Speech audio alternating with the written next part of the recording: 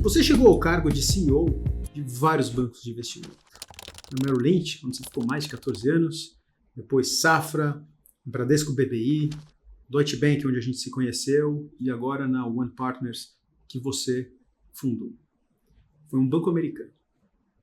2 bancos brasileiros completamente diferentes. Um banco europeu. E agora uma boutique, capital nacional, empreendedor brasileiro, né? Eu queria saber como é que essas culturas todas se comparam. Bom, se nós temos só 8 horas, eu acho que não vai dar tempo. Mas independente disso, brincadeiras à parte, há algumas coisas a gente acaba não escolhendo. A vida vai levando a gente, você vê oportunidade, certas horas melhores, certas horas piores. Mas uma vez, quando eu estava falando num mestrado lá nos Estados Unidos, para o pessoal que estava estudando, me perguntaram qual que era a diferença entre um banco estrangeiro e um banco brasileiro. No fundo, não é nem melhor ou pior, são características diferentes. Pega um Bradesco, o Bradesco BBI, ou pega na época uma Merrill Lynch. A Merrill Lynch tinha um Global Reach, e até peço desculpas se a gente falar algumas coisas em inglês aqui, mas ela tinha um alcance global e uma capacidade de colocação de títulos de mercado de capitais inigualável. Por outro lado, a originação não era tão forte. Um Bradesco tinha uma capacidade de relacionamento e de crédito também inigualáveis. Ou, no meu caso, o Bradesco pode ter sido o Itaú BBA, ou pode ter sido o Santander, tanto faz, mas, ou o BTG, os bancos com uma permeabilidade, com um varejo também e um corporate bem grande. Então, não são nem melhores nem piores, tanto que quando a gente começou a montar sindicatos para colocar papéis ou para fazer IPOs, a gente sempre tentava colocar este papel complementar das instituições. Idealmente, instituições de ponta brasileiras, norte-americanas, europeias e muitas vezes asiáticas ou japonesas, para ter essa complementaridade e ter isso daqui. Então, eu não consigo te dizer o que é melhor ou o que é pior, mas cada hora é uma hora e a gente tenta lutar com as armas que a gente tem. E como era o dia a dia na Merrill Lynch comparado com o dia a dia no Bradesco, por exemplo, para pegar 2? Olha, na realidade eu comecei minha vida um pouco antes, eu comecei no Citi, que eu trabalhei quase 8 anos lá, e até uma curiosidade, há certos riscos que você toma na vida. Enfim, eu já sou provavelmente um dos mais velhos do mercado, mas eu comecei a minha vida no Citi em 83, fiquei lá um ciclo, quase 8 anos, que eu queria completar. Comecei como Management Trainee e eu queria completar para já estar com maturidade, com conhecimento para ir para alguma coisa. Quando eu recebi o convite da Merrill Lynch, a Merrill Lynch aqui no Brasil tinha 10 pessoas, contra o Citi, que era um dos principais bancos do Brasil. Tanto que quando eu fui conversar, até eu tinha 29, 30 anos de idade, estava comentando com a minha mãe. Eu falei, eu vou sair do Citi para o Merrill Lynch. Ela falou, mas você vai perder o cartão do Citi, a estrelinha do Citi vai até essa tal de Merrill Lynch. E eu achava que justificava, em termos de perspectiva e principalmente de estágio de mercado.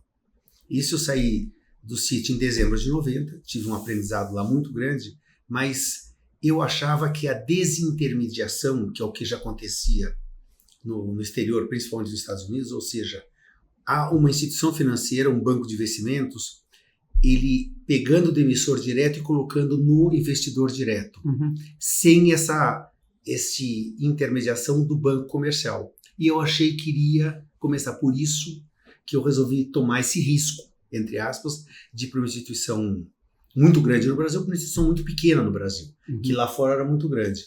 E acabou dando certo, eu entrei em dezembro de 90, em fevereiro de 91, o BNDES emitiu retomou o acesso ao mercado de capitais, então foi o BNDES, depois foi antigamente a Telebrás, que era o sistema de telefonia do Brasil, daí foi Vale, uma série de coisas. Então, nesse momento, você estava me perguntando o que me fez, As diferenças do Ameril para um Bradesco. Então, mais uma vez, eu fui para isso porque eu vi essa capacidade de acesso. E nesse momento, não cabia ainda os bancos de investimento locais. O Bradesco tinha já os bancos, mas não tinha uma colocação internacional. Nesse momento, eu estou falando mais uma vez, em 91, para você ter esse global reach, não estou falando em mercado doméstico, você precisaria estar no mercado, num banco internacional.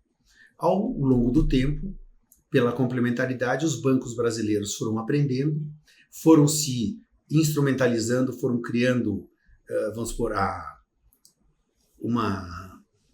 criando estruturas globais, fazendo broker-dealers, fazendo escritórios aqui e ali, criando isso daqui. Então, é o que eu te falei, a cultura, o que é muito importante, eu acho que para quem está nos ouvindo, a cultura é muito diferente. Quando você está numa Merrill Lynch, você é uma pessoa muito importante de uma estrutura muito pequena. Então, mais uma vez, a gente começou com 10 pessoas em 90, ela já existia aqui. Eu saí em 2004 com 300 pessoas. E participei dessa construção, grande parte, 2/3 desse tempo, liderando a Merrill Lynch no Brasil, como presidente do banco. E no Bradesco, enfim, eu entrei, me trouxe, aliás, uma coisa que eu sempre falo, uma satisfação muito grande, Securato, porque na vida a gente procura sempre, pelo menos eu, um equilíbrio entre a satisfação financeira e a satisfação intelectual. E você fica, certas horas, você vai mais pelo dinheiro, certas horas mais pela satisfação.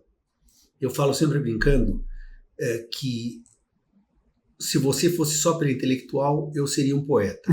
Se eu fosse só pela financeira, eu seria um drug dealer. Como eu não consigo ser nenhum dos dois, eu sempre busquei esse equilíbrio para ver aonde que a gente podia chegar. O Bradesco, eu tenho uma coisa que eu carrego até o final da vida, eu acabei sendo o primeiro profissional da história do Bradesco a um determinado nível, tendo vindo de fora, porque no Bradesco antigamente era carreira fechada, você começava como soldado raso e ia até onde chegasse. E até na época eu falei com o Fernão Bracher, porque eu achava que o seu Fernão era o primeiro. Fui falar com ele, ele falou, não, Bernardo, ele foi incorporado pelo BBM, então já sendo o segundo atrás do Fernão já era um orgulho, sendo o primeiro ainda, então é uma coisa que eu carrego. Então essa capacidade de montar, desde da logomarca até fazendo tudo, só que eu tinha acesso e interface com o senior management do Bradesco no Brasil. Só que era a sede. Então, a diferença e muitas vezes a rapidez, a agilidade e o tamanho do comprometimento era completamente diferente. Teve uma operação muito grande, eu não sei se você quiser depois a gente pode falar, que a agilidade que o Bradesco teve foi assim, fui para a Cidade de Deus em poucas horas foi resolvido um assunto imenso, que é uma operação muito importante que eu posso falar depois. Então, mais uma vez, são características diferentes. Quando você está num banco menor ou num banco estrangeiro, você talvez não tenha o mesmo grau de empowerment, mas você tem que trabalhar muito mais por influência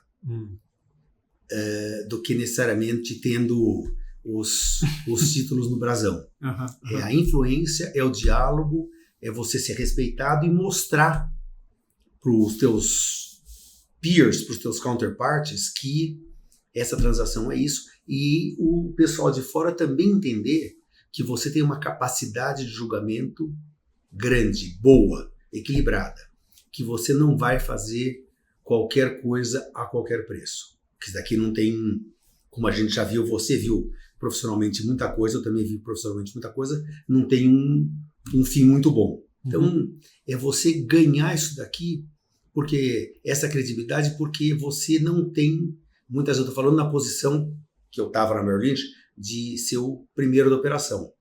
Então, o mundo é um pouco mais solitário. Aqui, numa instituição como o Bradesco, você tem várias pessoas para você trocar ideia. Você sabia que nesse livro, De Cabeça no Mercado Financeiro, os 6 passos para se tornar um banker, tem tudo que você precisa saber sobre carreira no mercado financeiro? Aqui eu falo sobre as principais carreiras, como é que elas são diferentes. Eu trago um capítulo que ficou sensacional com os diários, o diário de um banker, o diário de um analista de research, o diário de um banker de sales. Você conheceu o que será que faz sentido para você? Vale a pena você consultar.